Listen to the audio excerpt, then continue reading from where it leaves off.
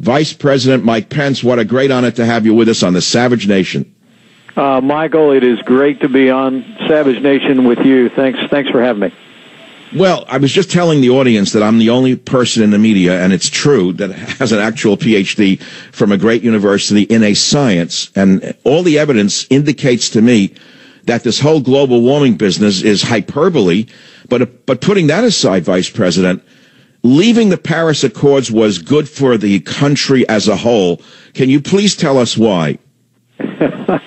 Well, number one, just thank you for your strong support. Look, what the world saw yesterday, frankly, what the world saw last week when the president was traveling from the Middle East to Europe is an American president putting America first. That's and it's what's amazing to me is that the loser Hillary Clinton is calling that hatred. In other words, she's saying anyone who supports America and puts America first is a hater.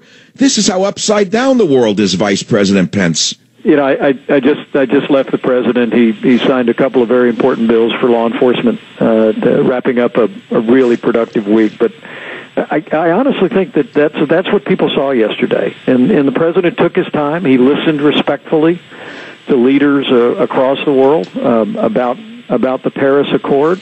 He came back and he made a decision, and his decision was that the Paris Accord entered into by the Obama administration would undermine the American economy, our competitiveness and jobs. It was negotiated badly. It literally would put America on the hook for extraordinary burdens that would cost jobs in this country. 6.5 million jobs in the next 25 years, according to an independent estimate, while at the same time allowing countries like China and India to have a pass for decades or maybe always. It's extraordinary to think what a lopsided deal this was, and the president put American interest, American workers, America's economic future, and our energy future first when he made a decision to withdraw from the Paris Accord, and I couldn't have been more proud to be standing there with him when he did it.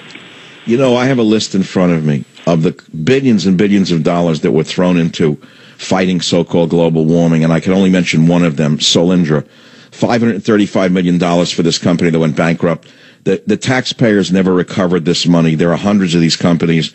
There was a fortune being made on the global warming scam, which is not to say that you and I and the president are not working for a cleaner planet. I mean, that's not the point.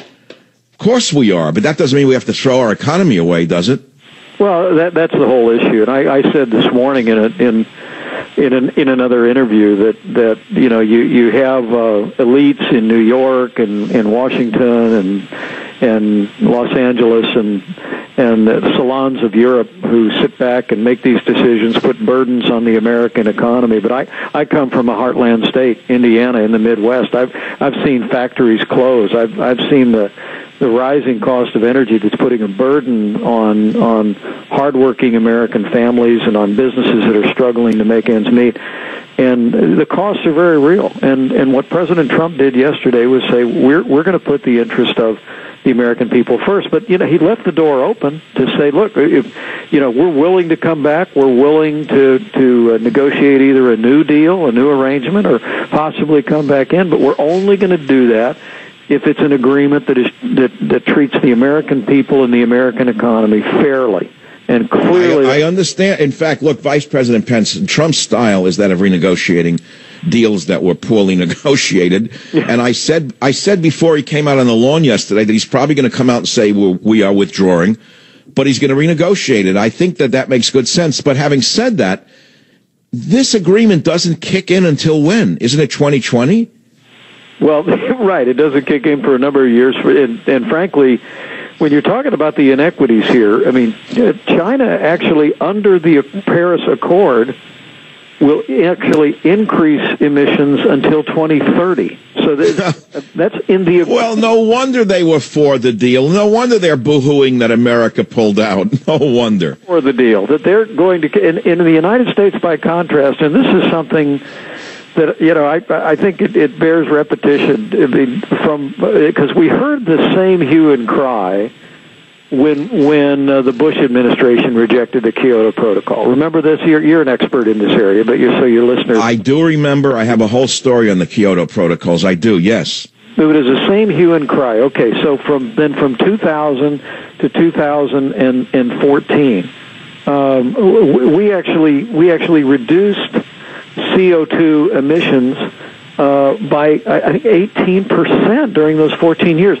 through American innovation, through American new technology, through an all-of-the-above energy strategy that diversified our energy sector, not because of some international convention that invariably, in my lifetime, when you get in these international deals, the United States of America ends up carrying the heaviest burden and paying the bill.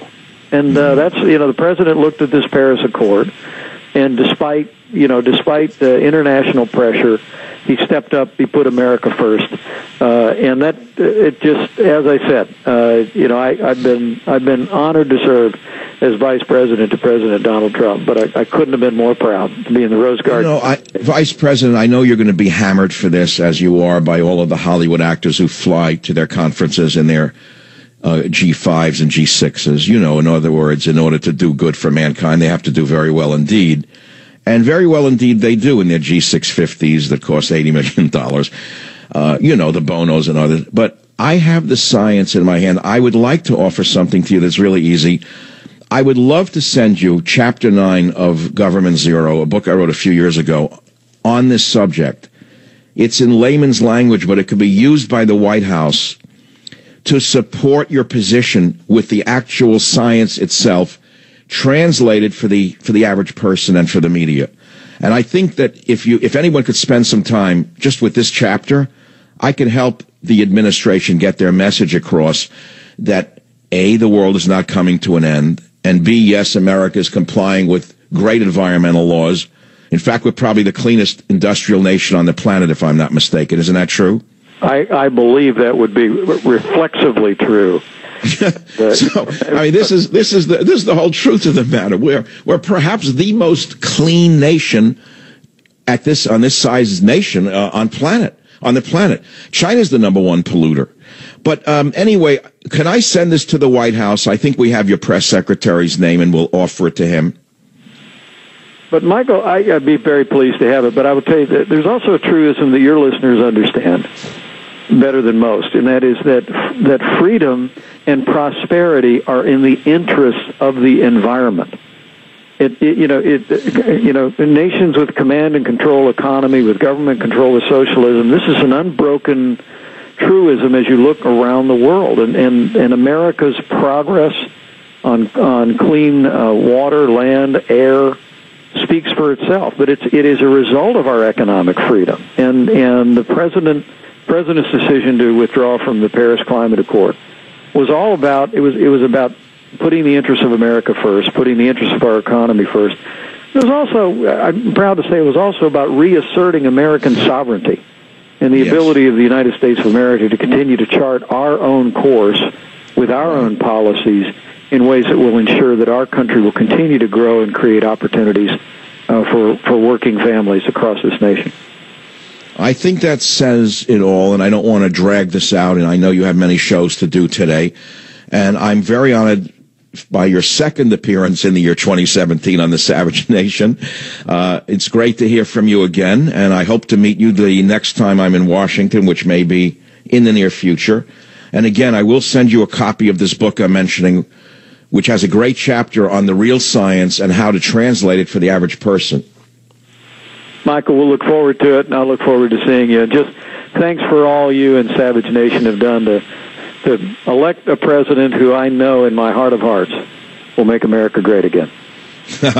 Thanks, Vice President Pence. Thanks for being with us. Well,